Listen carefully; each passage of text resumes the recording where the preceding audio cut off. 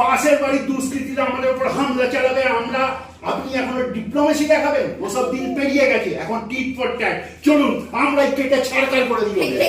চলুন। এই ভিডিওর মাধ্যমে ভারতবাসীর তরফ থেকে ভারত সরকারকে আমার আবেদন, পেহেলগাঁয়ে রক্তাক্ত হয়ে গেছে হৃদয়, তাই আমরা এর বদলা দেখতে চাই, মুখে নয় কাজে বদলা দেখতে চাই।